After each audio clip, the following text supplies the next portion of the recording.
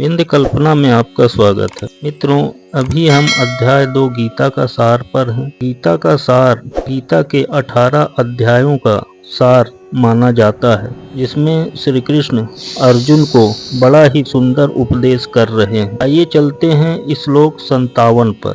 यह सर्वत्रानभिस्नेह स्तत्र प्राप्य शुभाशुभम नाभिनंदन्ति नाद्वेष्टि तस्य प्रज्ञा प्रतिष्ठिता। कुछ संस्कृत शब्दों के अर्थ।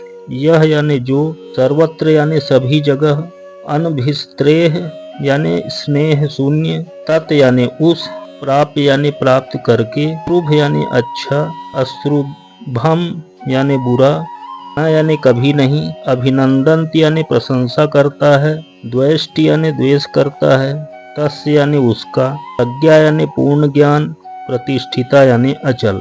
अर्थात श्री कृष्ण अर्जुन से कहते हैं, इस भौतिक जगत में जो व्यक्ति ना तो शुभ की प्राप्ति से हर्षित होता है और ना अशुभ के प्राप्त होने पर उससे घृणा करता है, वह पूर्ण ज्ञान में स्थिर होता है। इस श्लोक का यही अर्थ है। आइए और समझते हैं। भौतिक जगत में सदा ही कुछ न कुछ उथल पुथल होती रहती है।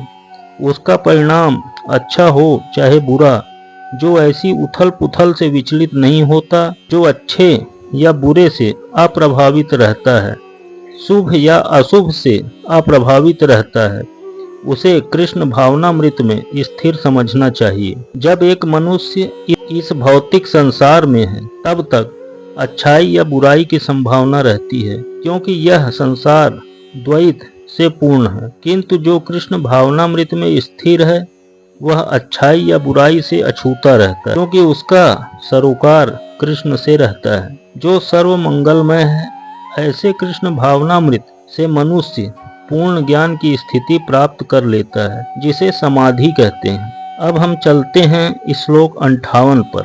यदा संहरते चायम कूर्मो अंगानीव सर्वशः इंद्रियार्थेभ्य तस्य प्रज्ञा प्रतिष्ठिता। कुछ संस्कृत शब्दों के अर्थ। यदा यानी जब, संहरते यानी समेट लेता है, अयम यानी यह, कूर्म यानी कचूहा, अंगानी यानी अंग, इव यानी सदृश्य, सर्वशः यानी एक साथ, इंद्रियाणि यानी इंद्रियां, इंद्रिय अर्थेभ्य यानी इंद्रिय विषयों से, तस्य यानी उसकी, प्रज्ञा यानी चेतना, प्रतिष्ठिता यानी स्थिर। अर्थात श्री कृष्ण अर्जुन से कहते हैं, जिस प्रकार कचूहा अपने अंगों को संकुचित करके खोल के भीतर कर लेता है, उसी तरह जो मनुष्य अपनी इंद्रियों को इंद्रिय विषयों से खींच लेता है, वह पूर्ण चेतना में दृढ़ता पूर्वक स्थिर होता है। इस श्लोक का यही अर्थ है। आगे और समझते हैं। किसी योगी भक्त या आत्मसिद्ध व्यक्ति की कसौटी यह है कि वह अपनी योजना के अनुसार इंद्रियों को वश में कर सके, किंतु अधिकांश व्यक्ति अपनी इंद्रियों के दास बने रहते हैं और इंद्रियों के ही कहने पर चलते हैं। यह है उत्तर इस प्रश्न का कि योगी किस प्रकार स्थित होता है। इंद्रियों की तुलना विषैले सर्पों से की गई है। वे अत्यंत स्वतंत्रता पूर्वक तथा बिना किसी नियंत्रण के कर्म करना चाहती है। योगी या भक्त को इन सर्पों को वश में करने के लिए एक सपेरे की भांति अत्यंत प्रबल होना चाहिए। वह इन्हें कभी भी कार्य करने की छूट नहीं देता। शास्त्रों में अनेक आदेश हैं, उनमें से कुछ करो तथा कुछ न करो से संबद्ध है। जब तक कोई इन करो या न करो का पालन नहीं कर पाता और इंद्रिय भोग पर संयम नहीं बरतता है, तब तक उसका कृष्ण भावनामृत में स्थिर हो पाना असंभव है। यहाँ पर सर्वश्रेष्ठ उदाहरण कचूहे का है।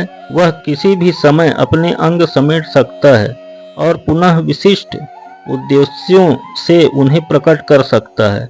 इसी प्रकार कृष्ण भावना भावित व्यक्तियों की इंद्रियां भी केवल भगवान की विशिष्ट सेवाओं के लिए काम करती है, अन्यथा उनका संकोच कर लिया जाता है। अर्जुन को उपदेश दिया जा रहा है कि वह अपनी इंद्रियों को आत्मतुष्टि में न करके भगवान की सेवा में लगाए। अपनी इंद्रियों को सदैव भगवान की सेवा में लगाए रखना कूर्म द्वारा प्रस्तुत दृष्टांत के अनुरूप है, जो अपनी इंद्रियों को समेटे रखता है।